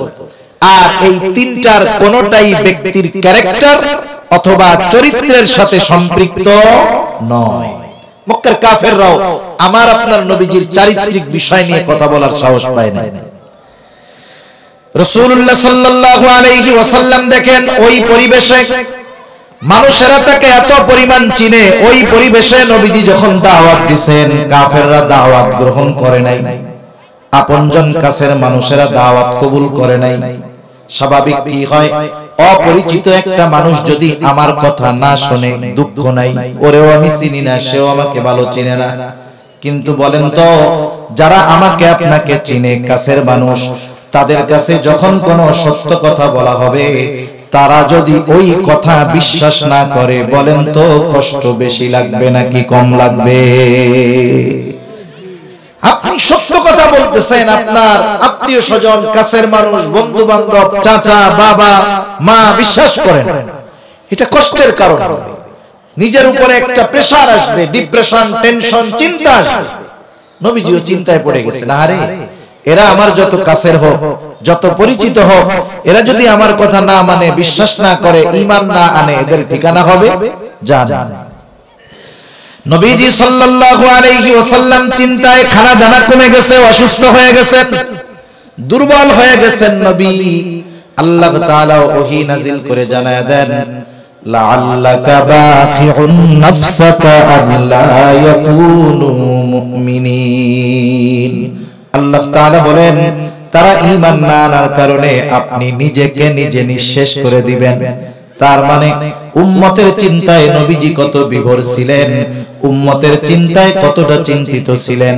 উম্মত ঈমান না আনার কারণে রাসূল আকরাম সাল্লাল্লাহু আলাইহি ওয়াসাল্লাম চিন্তায় অসুস্থ হয়ে যাইতেন। শুধু তাই না, রাসূল আকরাম সাল্লাল্লাহু আলাইহি ওয়াসাল্লাম উম্মতের দ্বারা যখন কোনো কষ্ট পেয়েছেন, উম্মতের প্রতি মোহাব্বত ভালোবাসা থাকার কারণে উম্মতের প্রতি বদদোয়া করেন নাই। নবীজি যখন মক্কা থেকে তায়েফে গেছেন, তায়েফের কাফেরেরা নবীজিকে দলবদ্ধভাবে পাথর মারা শুরু করলো। এমন নয় যে ছোট ছোট পাথর মারছে, রাসূলুল্লাহ সাল্লাল্লাহু আলাইহি ওয়াসাল্লামের গায়ে বড় বড় ধারালো ধারালো পাথর তারা নিক্ষেপ করেছে, যার কারণে পাথরের আঘাতে কেটেও গেছে, দাগ হয়ে গেছে শরীরের মধ্যে। আয়েশা সিদ্দিকা রাদিয়াল্লাহু তাআলা আনহা নবীজিকে একদিন গার মধ্যে দাগ দেখা বললেন, ইয়া রাসূলুল্লাহ, আপনার কি কখনো বসন্ত হয়েছিল নাকি? নবীজি বলেন, না, আমার তো কখনো বসন্ত হয় নাই। তাইলে আপনার গায়ের মধ্যে এই দাগগুলো কিসের? নবীজি বললেন, আয়েশা, আমি যখন দ্বীনের দাওয়াত নিয়ে তায়েফে গিয়েছিলাম, তায়েফের মানুষ বুঝতে পারে নাই তারা আমাকে যেই পাথর নিক্ষেপ করেছিল এইগুলো হলো তাদের নিক্ষিপ্ত পাথরের দাগ। রাসূল আকরাম সাল্লাল্লাহু আলাইহি ওয়াসাল্লামের সাথে যায়েদ রাদিয়াল্লাহু তাআলা আনহু ছিলেন, কিন্তু একা তিনি ঠেকাতে পারেন না। রাসূলুল্লাহ সাল্লাল্লাহু আলাইহি ওয়াসাল্লাম পাথরের আঘাতে রক্তাক্ত জর্জরিত, গায়ের পোশাক ভিজে, গা বেয়ে বেয়ে রক্ত পড়ে জুতার মধ্যে ঢুকে রক্ত শুকায়া জুতা পায়ের সাথে আটকে গেছে। স্বাভাবিক সময়ে আমরা যখন রক্তদান করি 200-250 গ্রাম রক্ত যদি দেহ থেকে বের করা হয়, অনেক সময় জ্ঞান হারা হয়ে যায়, সেন্সলেস হয়ে যায়। রাসূলুল্লাহ সাল্লাল্লাহু আলাইহি ওয়াসাল্লাম পড়ে যাইতেন, আবার উঠতেন, বলতেন, বলো লা ইলাহা ইল্লাল্লাহ তুফলিহু, তোমরা সফল হয়ে যাওয়া। ক্লান্ত নবীজি দুর্বল দেহ নিয়ে বিকেল বেলায় সন্ধ্যার আগে এক আঙ্গুর বাগানের পাশে একটু বিশ্রাম নিচ্ছেন। ইতিমধ্যে জিবরাইল আলাইহিস সালাতু ওয়াস সালাম হাজির। জিবরাইল আলাইহিস সালাতু ওয়াস সালাম আয়েশা সালাম দিয়া বলে, ইয়া রাসূলুল্লাহ, এই সম্প্রদায় আপনার সাথে কেমন আচরণ করেছে আপনার মালিক সেটা দেখছে, আজকে আমি একা আসি নাই, আল্লাহ তাআলা আরেকজন ফেরেশতাকে আমার সাথে পাঠিয়েছে যে ইতিপূর্বে কখনো আপনার কাছে আসে নাই, আজকেই সে প্রথম আসছে, ইতিপূর্বে সে আপনার কাছে কখনো আসে নাই। নবীজি সাল্লাল্লাহু আলাইহি ওয়াসাল্লাম বলেন, ওই ফেরেশতা এসে আমাকে সালাম দিল, সালাম দেওয়ার পরে বলে, ইয়া রাসূলুল্লাহ, এরা আপনার সাথে কেমন আচরণ করেছে আপনার মালিক সব দেখছে, তিনি আমাকে আপনার কাছে পাঠিয়েছেন আপনার আদেশ পালন করার জন্য। আপনি যদি চান, আপনি যদি নির্দেশ দেন, 2 পাহাড় দিয়ে এই তায়েফবাসীকে এমন ভাবে পিষে দেওয়া হবে, এখানে একটা জনবসতি ছিল তার কোনো অস্তিত্ব থাকবে না, একেবারে পিষে দেওয়া হবে। একটু চিন্তা করে দেখেন, একটু আগে যাদের দ্বারা আঘাতপ্রাপ্ত হয়েছেন, রক্তাক্ত হয়ে দুর্বল হয়ে ক্লান্ত হয়ে গেছেন, গড়ে এখনো রক্ত শুকায় নাই, রক্তের দাগও শুকায় নাই, নবীজি কেমন মায়া মোহাব্বত উম্মতের উপরে ছিল। শুধু যে ওনার সময় যারা ছিল তা নয়, বরং কিয়ামত পর্যন্ত সব অনাগত উম্মতের প্রতি নবীজি দরদ দেখায় গিয়েছে। যারা ওই সময় ছিল তাদের জন্য দরদ ছিল, যারা ওই সময় ছিল না, কিয়ামত পর্যন্ত আসবে, তাদের জন্য নবীজি দরদি ছিলেন। সুবহানাল্লাহ। ফেরেশতা এই কথা বলার পরে নবীজি বিশ্রাম করতেছিলেন, একটু উঠে বসলেন। উঠে বসে নবীজি বলতেছে, কেমন যেন নবীজি বলতেছে, তুমি তো বলতেছো 2 পাহাড় একত্রে মিশায়া ওদেরকে পিষে দিয়ে দেই, শেষ করে দেই, নিশ্চিহ্ন হয়ে যাবে, আপনি নির্দেশ দেন। নবীজি বললেন, শোনো, তুমি তো এই কথা বলো, বাল আরজু আন ইয়াখরুজাল্লাহু মিন আসলাবিহিম মান ইয়াবুদুল্লাহা ওয়াহদাহু ওয়া লা ইউশরিকু বিহি শাইআ। নবীজি বলেন, আমি তো আল্লাহ তাআলার কাছে এই আশা পোষণ করি, আল্লাহ তাআলা এই সম্প্রদায়ের মধ্য থেকে এমন এক জাতি বের করবে যারা এক আল্লাহর ইবাদত করবে, তার সাথে কারো শরীক করবে না। ওরা যা করে করুক, ওদের পরবর্তী প্রজন্ম হয়তো ঈমান আনবে, সেজন্য এদেরকে এই কাজ করা যাবে না। একটু চিন্তা করে দেখেন আমরা কতটা প্রতিশোধ পরায়ণ। 15-20 বছর আগে কেউ যদি আমার দিকে একটু চোখ গরম করে তাকায়া থাকে, 20 বছর পরে আমি যদি পাওয়ারফুল হয়ে যাই, আমি চিন্তা করি যেই চোখ বড় করে আমার দিকে তাকাইছে ওই চোখই উঠাই ফেলবে। আমাদের প্রতিশোধের নেশায় বেশি, কিন্তু নবীজি সাল্লাল্লাহু আলাইহি ওয়াসাল্লামের উম্মতের প্রতি কেমন দরদ, যেই উম্মতের আঘাতে নবীজি রক্তাক্ত হয়ে গেছেন, কাফের থাকা এই উম্মতগুলোর আঘাতে রক্তাক্ত নবীজি সামান্য প্রতিশোধ নেন নাই, এমনটাও বলেন নাই হালকা একটু দিয়ে সাইজ করে দেন, এটাও বলেন নাই। বরং বলতেছে আমি তো আশা করি এদের মধ্য থেকে এমন এক জাতি বের হবে যারা এক আল্লাহর ইবাদত করবে, তার সাথে কারো শরীক করবে না। এজন্য রাসূলুল্লাহ সাল্লাল্লাহু আলাইহি ওয়াসাল্লাম আমাদেরকে ভালোবাসার নিদর্শন রেখে গেছেন। আরো হাদিস বলা যাবে, নবীজি যে আমাদেরকে ভালোবাসেন এ ব্যাপারে কারো সন্দেহ আছে নাকি? কোনো সন্দেহ নাই। নবীজি আমাদেরকে কত ভালোবাসেন, বাস্তবতা হলো আমি আমাকে যত ভালোবাসি, আমি আমার জন্য যত চিন্তিত, তার চাইতে নবীজি আমাকে বেশি ভালোবাসেন, এবং আমার নাজাতের জন্য আমি যত চিন্তিত তার চাইতে বেশি চিন্তিত আমার আপনার নবী। যেই নবী উম্মতকে এত ভালোবাসেন, আর এই ভালোবাসার সাক্ষ্য স্বয়ং আল্লাহ তাআলা দিয়েছেন। কে দিয়েছেন? আল্লাহ তাআলা দিয়েছেন। আল্লাহ রাব্বুল আলামিন বলেন, লাকাদ জাআকুম রাসূলুম মিন আনফুসিকুম আজিজুন আলাইহি মা আনিতুম হারিসুন আলাইকুম বিল মুমিনিনা রাউফুর রহিম। আল্লাহ তাআলা বলেন, লাকাদ জাআকুম রাসূলুম মিন আনফুসিকুম, তোমাদের মধ্য থেকে তোমাদের জন্য এমন একজন রাসূলের আগমন হয়েছে যিনি আজিজুন আলাইহি মা আনিতুম, তোমাদের জন্য যেটা কষ্টের সেটা ওই নবীজির জন্য কষ্টের। সুবহানাল্লাহ। তার মানে উম্মত যেটার দ্বারা কষ্ট পাবে ওই কষ্টটা নবীজিও অনুভব করেন। এই জন্য সাহাবায়ে কেরাম যখন নবীজির কাছে আইসা কোন কষ্টের কথা বলতেন, কেমন যেন নবীজিও সেই কষ্টটা অনুভব করতেন। আল্লাহ তাআলা বলেন, আজিজুন আলাইহি মা আনিতুম, তিনি তোমাদের জন্য হলেন আজিজ, সমব্যথী। তোমরা যেটাতে কষ্ট পাও তিনিও সেটাতে কষ্ট পান।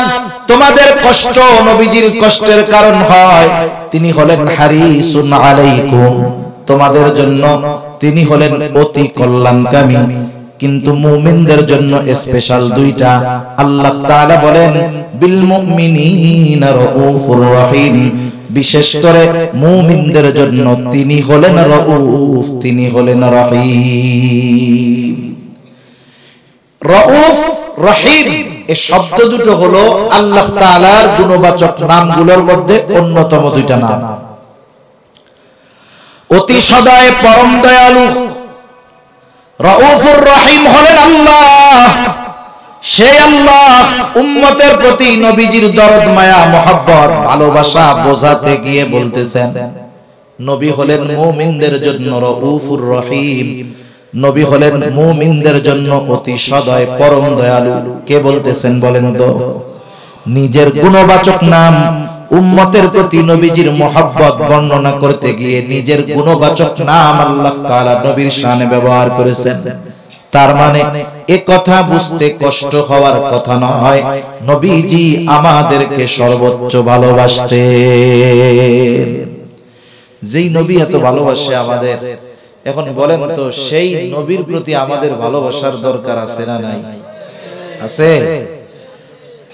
নবীজিকে ভালোবাসতে হবে নিজের জীবনের চাইতে বেশি। কিছু ভালোবাসা আছে, এটা আপ ডাউনের সুযোগ আছে, কম বেশি করার সুযোগ আছে। বাবার সাথে সন্তানের ভালোবাসা, এটাও দ্বীনের কারণে শত্রুতায় পরিণত হতে পারে। বাবার বিরোধী হয়ে যেতে পারে সন্তান, সন্তানের বিরোধী হয়ে যেতে পারে বাবা। সাহাবায়ে কেরাম দেখা দিয়েছে, আবু উবাইদা ইবনুল জাররাহ রাদিয়াল্লাহু তাআলা আন যুদ্ধের ময়দানে, বদর যুদ্ধের সময় তার বাপ জাররাহ কাফেরদের পক্ষে যুদ্ধ করতে আসছে। আবু উবাইদা চিন্তা করলেন বাবার থেকে দূরে দূরে সৈরা যুদ্ধ করবে, কিন্তু বাবার দিকে নজর রাখতেছে বাবা কি করে। খেয়াল করছে একবার দুইবার নবীজিকে হত্যার চেষ্টা করতেছে, আক্রমণের চেষ্টা করতেছে জাররাহ। তৃতীয়বার যখন আবু উবায়দা দেখলো তার বাবা জাররাহ পুনরায় ওই কাজ পুনরাবৃত্তি করার চেষ্টা করতেছে, এইবার ওনার ধৈর্যচ্যুত হয়ে গেছেন। উনি এইবার আর বাবাকে ছাড় দেন নাই। আল্লাহর মোহাব্বতে, নবীর মোহাব্বতে নিজে গিয়ে তলোয়ার দিয়ে নিজের বাবাকে দুনিয়া থেকে বিদায় করে দিয়েছে। এটা দুনিয়ার কোন স্বার্থে করেন নাই, নবীজির মোহাব্বতে করেছে। কার মোহাব্বতে? নবীজির মোহাব্বতে। এজন্য কিছু বিষয় আছে যেই ভালোবাসাগুলো আপ ডাউন হতে পারে। সম্পর্কের যে ভালোবাসা এটা আপ ডাউন হইতে পারে, কিন্তু নবীজির প্রতি ভালোবাসা এটা ডাউন হওয়ার কোনো সুযোগ নাই, শুধু বাড়তে হবে। এটা শুধু বাড়তে হবে, এটা কমার কোনো সুযোগ নাই। আর এই ভালোবাসা যত বাড়বে ঈমান তত মজবুত হবে, ঠিক কিনা বলেন? কারণ এই ভালোবাসার সম্পর্ক ঈমানের সাথে। কিসের সাথে? ঈমানের সাথে। নবীজিও সে কথা বলেন। নবীজি বলেন, লা ইউমিনু আহাদুকুম হাত্তা আকুনা আহাব্বা ইলাইহি মিন ওয়ালিদিহি ওয়া ওয়ালাদিহি ওয়ান নাসি আজমাইন। নবীজি বলেন, তোমাদের মধ্যে কেউ ততক্ষণ পর্যন্ত মুমিন হতে পারবে না যতক্ষণ না সে সন্তান সন্ততি পিতামাতা এক কথা সকলের চাইতে আমি নবীকে বেশি ভালো না বাসবে। যতক্ষণ না নবীকে সবচাইতে বেশি ভালোবাসা যাবে ততক্ষণ কেউ পরিপূর্ণ মুমিন হতে পারবে না। এই ভালোবাসা শুধু যে সন্তান সন্ততি মা বাবার চাইতে বেশি হবে তা নয়, বরং এই ভালোবাসাটা হবে মুমিনের জীবনের চাইতেও বেশি। আল্লাহ এবং তার রাসূলের ভালোবাসা যদি সবচাইতে উপরে না থাকে তাহলে দ্বীনের উপরে চলা যাবে না। দেখবেন খোঁজ খবর নিয়ে যারা দ্বীনের উপরে বেশি চলে, শরীয়তের অনুশাসন বেশি মেনে চলে, এক কথায় দ্বীনের উপরে সর্বোচ্চ নিজেকে পরিচালনার চেষ্টা যারা করেন চলেন, খোঁজ নিয়ে দেখবেন এরা আল্লাহ এবং রাসূলকেও ওইরকম বেশি ভালোবাসে। যে আল্লাহ এবং রাসূলকে বেশি ভালোবাসে, দ্বীন মানা তার জন্য সহজ। যদিও ওই আইনটা, শরীয়তের নিয়মটা কঠিন মনে হতে পারে, কিন্তু আল্লাহ এবং রাসূলকে সর্বোচ্চ ভালোবাসার কারণে ওই কঠিনটা তার কাছে কঠিন থাকে না। আল্লাহ এবং রাসূলের ভালোবাসা ওই কঠিন বিষয়গুলো তার জন্য সহজ করে দেয়, ঠিক কিনা বলেন?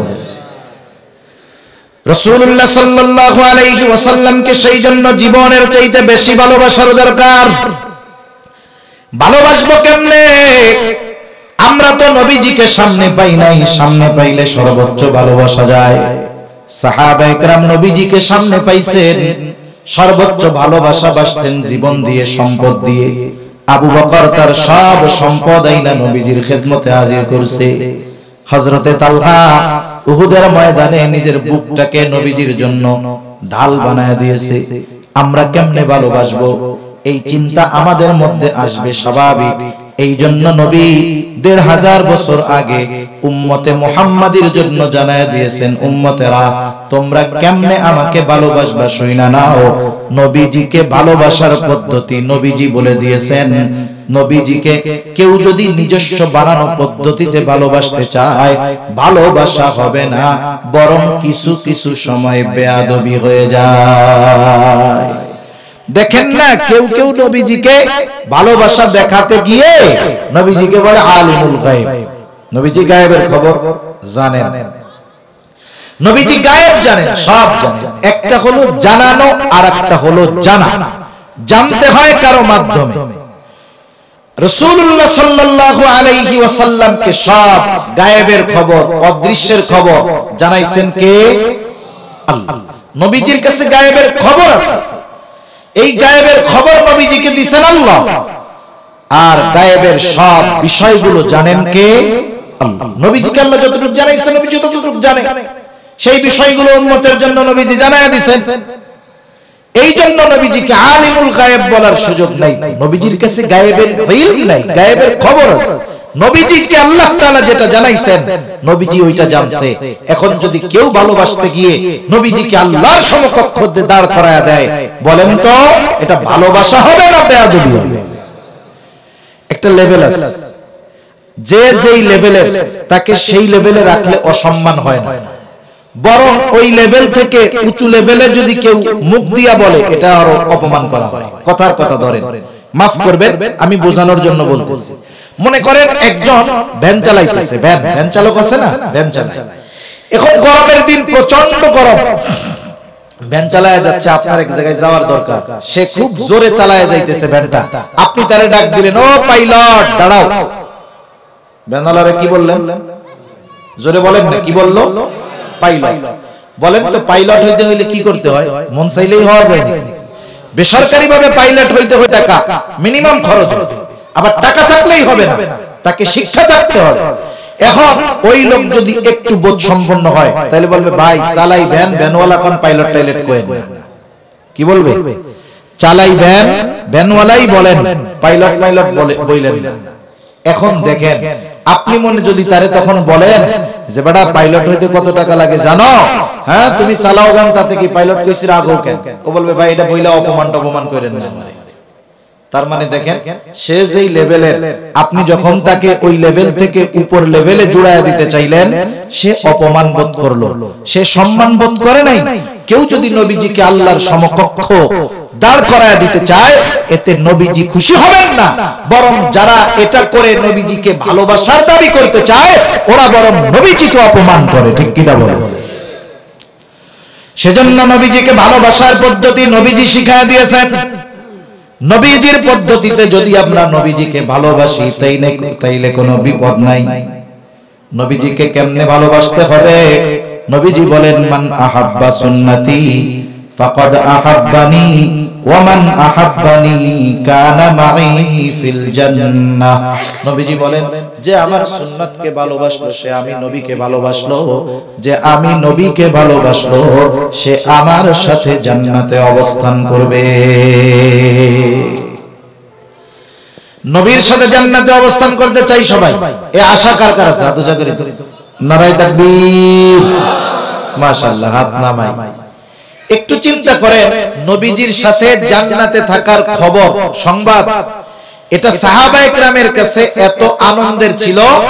হযরত আনাস রাদিয়াল্লাহু তাআলা আনহু বলেন, একদিন এক গ্রাম্য সাহাবী আসছে।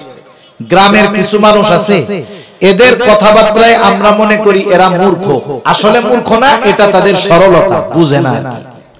সরল মানুষ মুখ দিয়ে আসছে তা বলে দিচ্ছে। নবীজি একজনের সাথে কথা বলতেছে, ওই লোক দৌড়ে গিয়ে নবীজির কাছে গিয়ে বলতেছে মাতা সাআ, কিয়ামত কখন হবে? বলার একটা ভাব আছে, যেমন একই কথা প্রেজেন্টেশনের কারণে, উপস্থাপনের কারণে অর্থের মধ্যে, বুঝের মধ্যে আকাশ জমিন ফারাক হয়ে যায়। মনে করেন একজন আমাকে বা আপনাকে বলছে চা খান, আপনি বললেন কি খাবো না। চা খাবো না মানে, খাবো না মানে কি এখন খাবো না। কিন্তু আপনি কথাটা যদি একটু ধাক্কা দিয়ে বলেন চা খাবেন বা চা খান, খাবো না, বলেন তো অর্থ কি হইল? কি হইবে? মানে খাবো মানে যা আছে সব খাবো, শব্দ এক, বাক্য এক, শুধুমাত্র বলার ভঙ্গিমার কারণে অর্থের পুরো বিপরীত একটা অর্থ দাঁড়ায় গেছে। এখন ওই সাহাবী আয়েশা যেভাবে বলছে যে কখন কিয়ামত হবে, ওনার ভাবটা এরকম যে উনি কিয়ামতের জন্য রেডি, কিন্তু কিয়ামত আসতেছে না, এরকম হলো অবস্থা। আপনি এই বিজয় বাসা গিয়ে টিকিট কাটছেন বাসের, 10টার গাড়ি, এখন 10:30 বাজে, আপনি তো যাওয়ার জন্য রেডি নাকি? বাস তো আধা ঘন্টা লেট, কাউন্টারে যে কি বলেন ওই সময়, এই মিয়া বাস কই, আসে না কেন, বা বাস কখন আসবে? টিকিট কাটার আগে বাস কখন আসবে আর টিকিট কাটার পরে, সময় হওয়ার পরে বাস কখন আসবে, এই দুই কথার মধ্যে তফাৎ আছে। আপনি যখন টিকিট কাটছেন 10টার টিকিট, বাস আসে নাই, 10:20 যায় বলতেছেন বাস কখন আসবে, এই বলার দ্বারা কি আছে? এর মধ্যে কথা আছে। এই মিয়া টিকিট কাইটা বসে আছি, 10টার গাড়ি, এখনো খবর নাই, বাস কেন আসে না, এই হলো কথাটা। তা ওনার বলার ভাব হলো এরকম যে কিয়ামতের জন্য উনি প্রস্তুত, কিন্তু কিয়ামত আসতেছে না। এজন্য নবীকে জিজ্ঞাসা করতেছে যে কিয়ামত কখন আসবে। কিছু প্রশ্নের পরে জবাব দেওয়ার চাইতে আবার প্রশ্ন করাটা জরুরি হয়ে যায়। নবীজি সাল্লাল্লাহু আলাইহি ওয়াসাল্লাম কথা শেষ, এবার বলতেছে ওই ব্যক্তি কোথায় যে প্রশ্ন করলো মাতা সাআ, কিয়ামত কখন হবে? ওই লোকটা বলে ইয়া রাসূলুল্লাহ আমি। নবীজি এবার বলতেছে মা আদাত্তা লাহা, কিয়ামতের জন্য তুমি কি প্রস্তুতি নিয়েছো, কি সংগ্রহ করেছো? লোকটা গ্রামের মানুষ, সহজ সরল মানুষ, একেবারে সাথে সাথে জবাব দিয়ে দিল যে আমি আল্লাহ এবং তার রাসূলকে ভালোবাসি। নবীজি সাল্লাল্লাহু আলাইহি ওয়াসাল্লাম বুঝলেন এই লোকের এই জবাবের মধ্যে কোনো কৃত্রিমতা নাই, এই লোকটাই কথাটা অন্তর থেকে বলছে। নবীজিও তাকে বললেন যে যাকে ভালোবাসে তার সাথে অবস্থান করবে। লোকটা এবার বাড়ির পথে হাঁটা দিল। হযরত আনাস রাদিয়াল্লাহু তাআলা আনহু বলেন, নবীজির মুখে এই কথা শুনবার পর, ঈমান আনার পরে আমরা এতটা খুশি হই নাই নবীজির মুখে এই কথা শুনে আমরা যতটা খুশি হয়েছি। তাহলে সেই নবীজির সাথে থাকার সুযোগ জান্নাতের মধ্যে নসিব হয়ে যাবে যদি নবীজির সুন্নাতকে আমরা মহব্বত করি। আর একটা বিষয় হলো, নবীজির সাথে থাকতে হইলে জান্নাতে তো যাওয়ার দরকার। তাইলে জান্নাতে যাবে কারা? নবীজি বলেন, কুল্লু উম্মতি ইয়াদখুলুনাল জান্নাতা ইল্লা মান আবা, আমার সব উম্মত জান্নাতে প্রবেশ করবে আবা উম্মত ছাড়া। জিজ্ঞাসা করা হলো, ইয়া রাসূলুল্লাহ, আবা উম্মত কারা? নবীজি বললেন, মান আতাআনি দাখালাল জান্নাহ ওয়া মান আসানি ফাকাদ আবা, যে আমার আনুগত্য করলো সে জান্নাতে প্রবেশ করবে, যে আমার আনুগত্য করলো না সে আবা উম্মত, সে জাহান্নামে যাবে।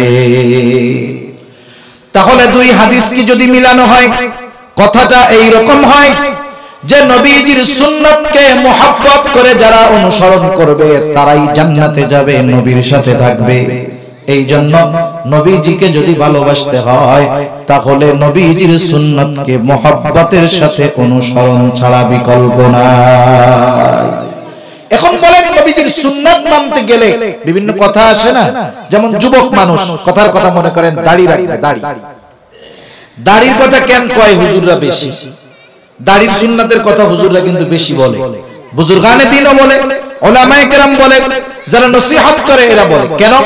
দাড়ি হলো এমন এক সুন্নাত যেই সুন্নাতের কারণে অন্যান্য অনেক সুন্নাত সহজ হয়ে যায়। দাড়ি হলো এমন এক সুন্নাত যেই সুন্নাতের কারণে অনেক বড় বড় গুনাহ থেকে বাঁচা যায়। যেমন দেখবেন মানুষও এটা দাড়িওয়ালাদের কাছে আশা করে। মনে করেন একজন লোকের দাড়ি আছে, নামাজ কালাম কিচ্ছু পড়ে না, সে একটা বাটপারি করছে, মিথ্যা কথা বলছে। মানুষ কি বলে, আরে মিয়া দাড়ি মুখে নিয়ে মিথ্যা কথা কইলা। এ কথা বলার দ্বারা তার দাড়ির প্রতি যে শ্রদ্ধা, মুহাব্বত, ভালোবাসা, এটার একটা বহিঃপ্রকাশ পাওয়া গেছে। ও আশা করে না যে দাড়ি মুখে নিয়ে কেউ মিথ্যা কথা বলে। এজন্য দাড়ির সুন্নাতের কথা বলা হয় আর কি। এই দাড়ির এক সুন্নাত পালন করলে অনেক সুন্নাত সহজ হয়ে যায়। এখন মনে করেন যুবক মানুষ কলেজে পড়ে, দাড়ি নাই, দাড়ি রাখার কথা যদি ওরে বলা হয়, ও যে কজগুলো দেখায়, কারণগুলো দেখায় না রাখার, এর মধ্যে একটা হলো বলবে, হুজুর এখন কলেজে মাত্র পড়ি, সবাই ভাইয়া বলে, আর যখন দাড়ি টাড়ি রাখবো ভাইয়া টাইয়া কবে না, দেখবেন ওই বাসের হেলপার, বাপের বয়সী, দাদার বয়সী, ও আমার কাকা ডাকবে। বুঝেন নাই? কি ডাকবে? চাচা ডাকবে। এখন তো ভাইয়া বলে।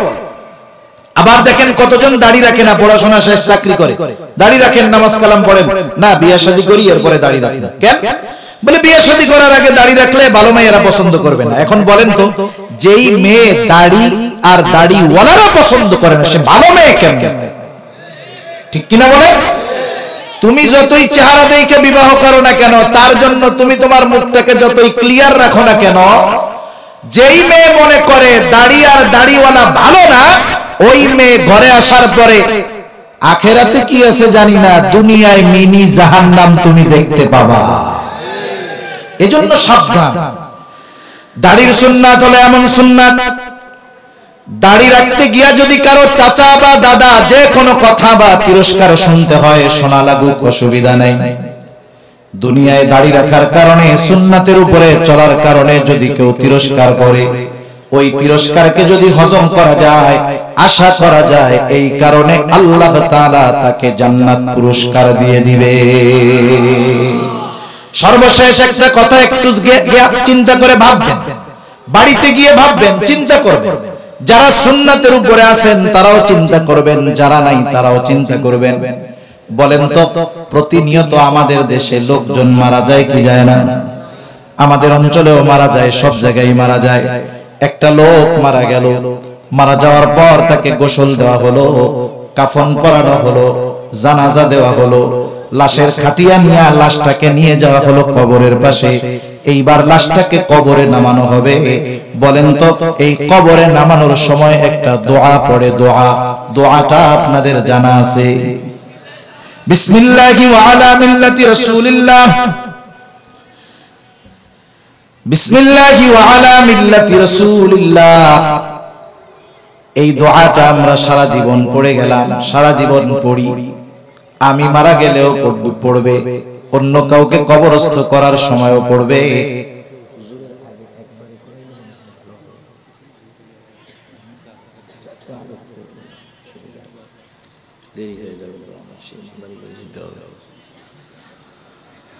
বিসমিল্লাহি ওয়া আলা মিল্লাতি রাসূলিল্লাহ সারা জীবন আমরা পড়েছি, আমাদেরকে কবরে রাখার সময় ওই দোয়াটা পড়া হবে। কিন্তু পড়লাম, কিন্তু এই দোয়ার সারমর্ম কি এটা হয়তো আমরা অনেকে বুঝি নাই। একটা শব্দের শুধু শাব্দিক অর্থ দিয়ে ওই শব্দের গভীরতা নির্ণয় করা যায় না। এই জন্য দেখবেন যারা শাব্দিক অনুবাদ পড়ে আলেম হতে চায়, হাদিস বিশারদ হতে চায়, ওরা এক সময় গিয়ে দেখা যায় হাদিস অস্বীকারীও হয়ে যায়। ঠিক কিনা বলেন? এই জন্য শাব্দিক জ্ঞান অর্জনের সাথে সাথে এই শব্দের গভীরতা বোঝার জন্য দীর্ঘদিন উলামায়ে কেরাম মেহনত করার পরে একটা শব্দের তাৎপর্য পূর্ণভাবে অনুধাবন করতে পারে। দোয়ার মধ্যে আমরা মূলত যেই কথাটা বলি, বুজুর্গানে দিন বলেন, কথাটা মূলত হলো এইরকম, আল্লাহ তাআলার নামে এখন এমন এক ব্যক্তিকে আমি কবরস্থ করতেছি, যেই ব্যক্তির গোটা জীবন সুন্নাতের উপরে ছিল, সে সুন্নাতের অবস্থায় মরছে এবং তাকে যখন কবরস্থ করা হচ্ছে তখন সে সুন্নাতের উপরে আছে। এই দোয়া বইলা যেই লোকটাকে কবরে রাখা হলো, দেখা গেল ওই লোকটার মুখেই দাড়ি নাই। এখন বলেন তো এই দোয়া বা এই কথা তার জন্য সত্য হবে না মিথ্যা হবে? হায়াত মউতের কথা বলা যায়, যে সুন্নাতের উপর নাই সে যদি মারা যায় এই দোয়া তার জন্য সত্য হবে না, এই দোয়া হবে তার জন্য মিথ্যা। আখিরাতের এই অনন্তকালের সফরের প্রধান ঘাঁটি, প্রথম ঘাঁটি কবর, এই সফর তাকে শুরু করানো হবে একটা মিথ্যা দিয়া। এর পরবর্তী অবস্থা কি হবে আল্লাহই ভালো জানে। ঠিক কিনা বলেন? এজন্য আমরা নবীজির সুন্নাতকে মুহাব্বতের সাথে অনুসরণ করব তো ইনশাআল্লাহ। সুন্নাত মানতে গিয়ে কেউ যদি তিরস্কার বলে, যে ভাইয়া বলার কথা সে যদি চাচা বলে, বলুক, কোনো অসুবিধা নাই। দাদা বলে বলুক, অসুবিধা নাই। তিরস্কার করে করুক, অসুবিধা নাই। মোল্লা বলে, জঙ্গি বলে বলুক, এই কথাটুকু যদি দুনিয়ায় হজম করতে পারি, এই তিরস্কারটা আখিরাতে এই কথাগুলোর কারণে জান্নাত পুরস্কার পাওয়া যাবে ইনশাআল্লাহ। আল্লাহ তাআলা আমাদের সবাইকে বুঝবার তৌফিক দান করুন। সর্বশেষ এই যে সুন্দর প্রতিষ্ঠান, অনেক সুন্দর লাগে না দেখতে? মসজিদ সুন্দর, মাদ্রাসা সুন্দর, পরিচালনায় যারা আছে সুন্দর, যারা সহযোগিতা করে সব সুন্দর। যেহেতু আপনারা মাদ্রাসার মহব্বতে আসছেন, সর্বশেষ পরেও আলোচনা হবে, আগামী দিনও হবে, তা আমি একটু আপনাদের কাছে আরজ করি, মাদ্রাসার মহব্বতে কেউ যদি থাকেন ৫,০০০, ১০,০০০, ২,০০০, ৩,০০০, ১,০০০ একটু মেহেরবানি করে নগদে যদি থাকে দিতে পারেন।